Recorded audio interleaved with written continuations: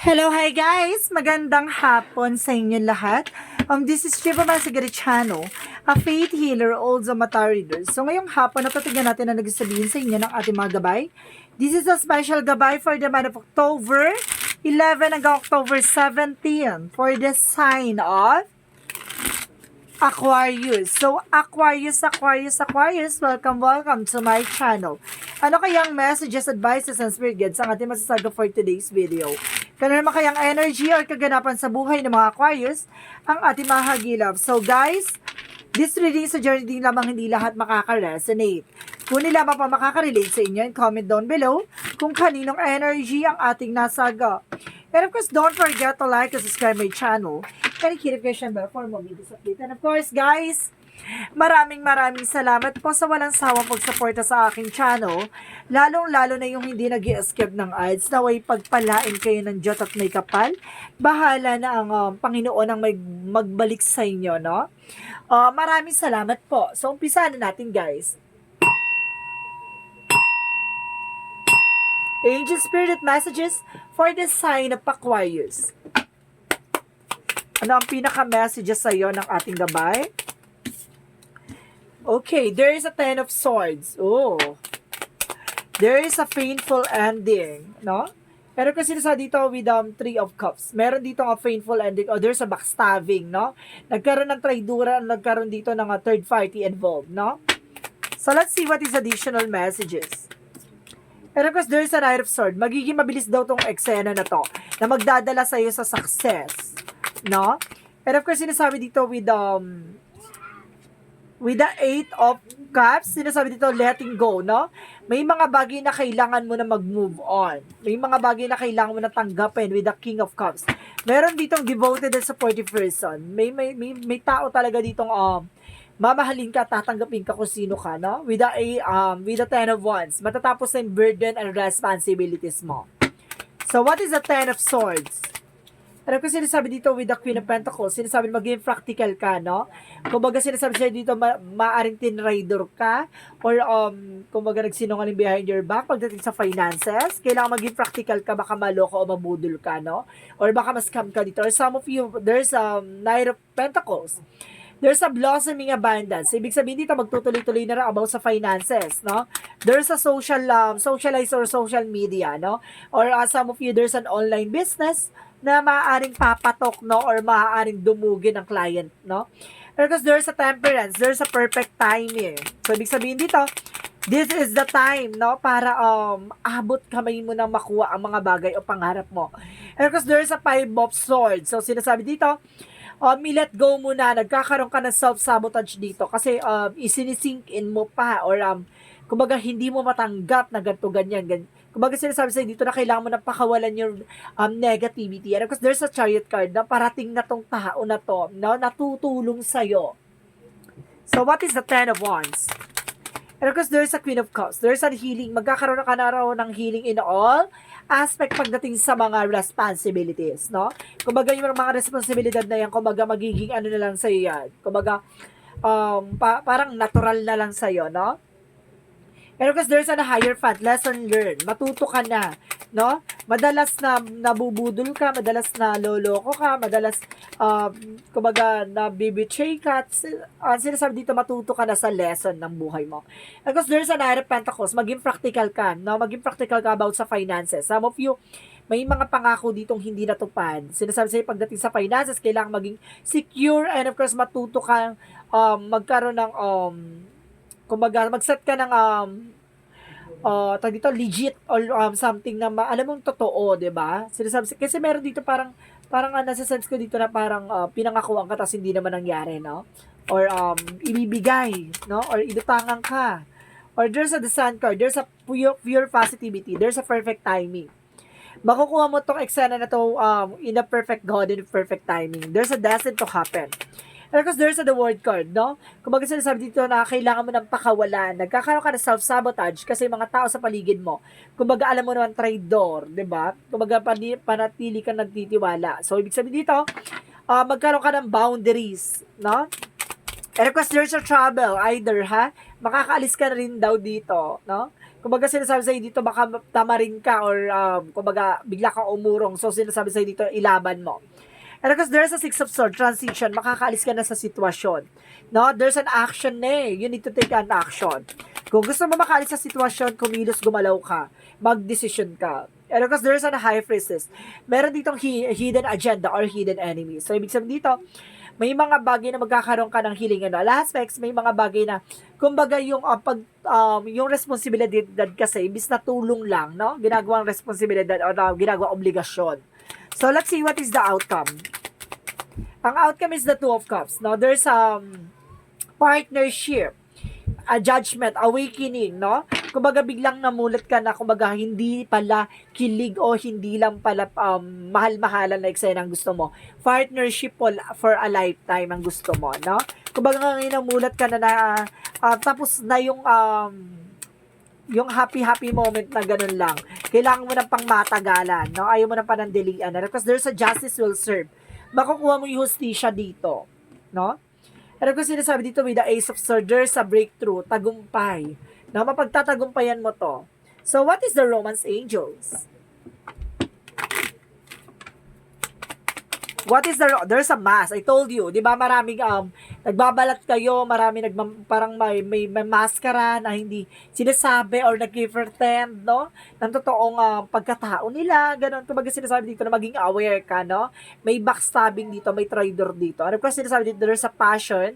Kumbaga there's a chemistry talaga sa inyong dalawa. Kumbaga itong makikilala mo na bago or something or sinasabi sa'yo dito na mayroong bagong magbibigay sa'yo ng inspirasyon talaga at talagang partnership or commitment, no? Let's see what is the yin and yang. Kasi pares kayo ng quality, pares kayo ng perspective. So what is the yin and yang oracle card? Pero kasi sinasabi dito guys, there's nurturer, no? Pagdating sa'yo, compassion ka talaga. Because there's a party, na kumbaga some of you, no, there's a celebration na magaganap. And of course, there's, kumbaga some of you, meron kang kaugnayan, or yung sa chart mo, baka some of you, yung partner mo, or yung loved ones mo, is a fire sign. Leo, Aries, or Sagittarius. So, let's see what is additional messages. What is additional messages? There's a wait, no? Kumbaga, hindi pa napapanahon ngayon. So, yung tayo mong mangyari, yung mga bagay na dapat mangyari in the perfect timing. At the same time, water your garden, no? There's a body care and tenderness and rest, no? Kailangan mo ng pahinga, no? Sinasabi dito na, kumbaga na, ulirang ina ka or something na kumbaga kahayod marino ka talaga. Kumbaga sinasabi sa'yo dito na kailangan mo rin ng pahinga at kailangan mo rin ng massage, no? Para ma-relieve yung stress mo. And of course, sinasabi dito, meditate and contemplate, no? Kailangan mo mag-meditate, no? At para mabawasan ang mga negative energy or something na maliwanagan ka. And of course, sinasabi dito, nothing is yet set in stone. So, ibig sabihin, hindi pa napapanahon. At the same time, bring love in the situation. Mahalin mo lang daw yung sitwasyon mo, no? No matter what happened, no matter what has gone, diba? Kumbaga sinasabi dito, na enjoyin mo yung nangyayari sa paligid mo. And of course, there's a personal power. Kumbaga, kaya mo kumbaga, kahit saan ka ilagay, kaya mo, no? Because there's an orange creativity and change, no? May pagbabago magaganap. Kailangan mo mag-create ng mga bagong ideas, thoughts, no? And because what is the chakra? There's a fakid, no? Ibig sabihin dito, mayroong, kumbaga, may mga tao sa paligid mo na, kumbaga, lumilipas, no? At sinasabi sa'yo dito na lumilipas yung mga bagay-bagay na nangyari sa paligid mo na kailangan mo mag-take ng action. Habang bata ka pa, or habang nandiyan ka sa situation mo, kailangan mo mag-take ng action kasi hindi sa lahat ng oras at panahon kayang-kaya mong bumawi, no? At bawiin ang panahon at pagkakataon. And of course, there's a passion. Habang, kumbaga sinasabi dito na enjoyin mo kung ano mga kaganapan, ipakita mo, no? Kung anong kakayanan mo at kung ano talaga yung personality mo, no? Baka there's an originality or there's an ability na maipapakita mo on may enhance mo pa. So, there's a practice. See? There's an enhance with a practice, no? Kailangan mong practicein pa, no? Para mas gamayan mo o mapatalas mo ang kaalaman mo sa mga bagay-bagay. So, let's see what is the energy. And of course, sinasabi, door to spirit. So, ibig sabihin dito, ang pintuan bukas sa'yo pagdating sa spirituality. And of course, there's the word card. Double clarification na may travel ka dito around the world. No, baka manghihingibang bansa ka. So, let's see what is additional messages. Additional messages. There's a courage, no? Ibig sabihin dito, maglagay ka ng tapang at lakas ng loob mo, no? Harapin na takot at pangamba mo. And there's a loneliness. May mga bagay na sinasabi sa'yo dito na hindi ka nag-iisa, no? May taong kasama ka at may kaagapay ka, no? Kaya umingi ka ng tulong sa kanya. And of course, sinasabi dito, there's a 555. There's a 55, sorry.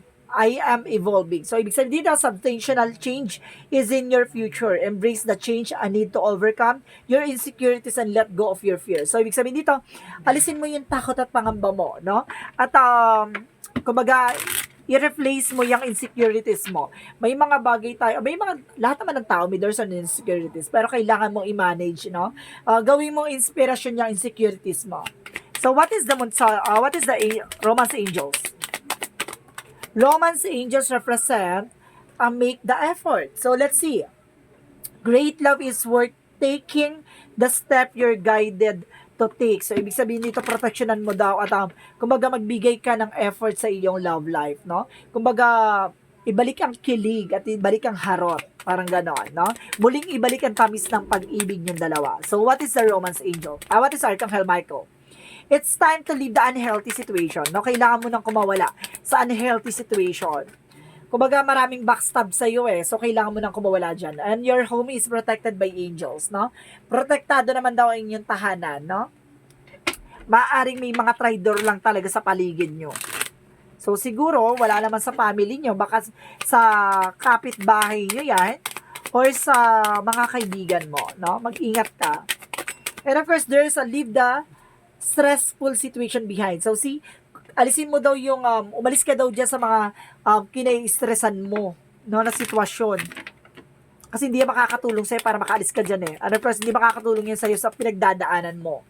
And of course, sinasabi sa'yo dito, come to me, all you have the labor and heavy laden, I will give you the rest. See? Talaga ang lalim na pinanguhugutan mo dito. Malalim ang pinagdadaanan mo dito, Aquarius. So, sinasabi sa'yo dito na ibigay mo raw lahat ng bigat, ng mga bagay na pasanin mo, lahat ng mga problema mo. Kumbaga, magdasal ka, magmuni ka, at i-surrender mo sa kanya lahat. Ipagdasal mo na way masolusyonan ko na way ibigay mo na ang tamang pagkakataon na tamang panahon para sa akin.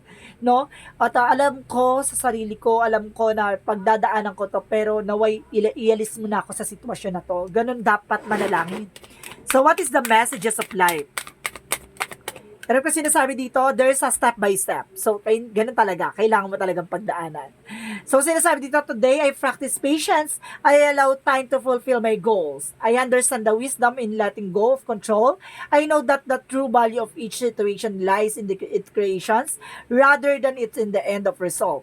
Therefore, I allow my life to unfold step by step, inhabiting each moment to fullest, knowing that my soul is forever rising higher and higher. Embrace the light. So, ibig sabihin dito, pataas ng hamon ng buhay.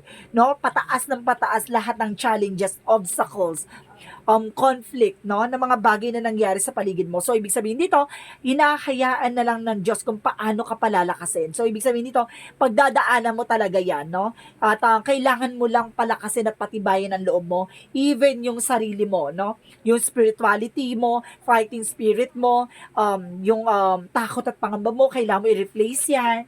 Kailangan mo lang maging aware at the same time, at kailangan mong maging matibay at ibigay ang buong tiwala at pananampalataya sa ating buong may kapal, no? So, sinasabi lang sa'yo dito, magtiwala at maniwala ka lang na makakausad at makakalaya ka sa hamon at sa mga obligasyon or mga responsibilidad o sitwasyon na kinakaharap mo. So, guys, this reading is special gabay for the month of October 11 hanggang October 17 for the sign of Aquarius. This reading is a reading lamang, hindi lahat makaka-resonate. Kung hindi lamang pa makaka-relate sa inyo, and comment down below kung kaninong energy ang ating nasagap. And of course, maraming salamat sa walang sawang pagsuporta sa akin channel. Lalo-lalo na hindi nag-i-skip ng ads. Naway pagpalaing kayo ng Diyos at may kapal. Siksik liglig nag-uumapaw ang balik sa inyo. Maraming salamat and see you in the next video. And of course, guys, don't forget to comment down below your full name, birthday, and of course, location nyo kung saan man kayo sulok ng mundo. Para sa susunod na reading natin, baka energy mo na. At mahagilap ng ating mga gabay. Maraming salamat and see you in the next video. Bye-bye and babush!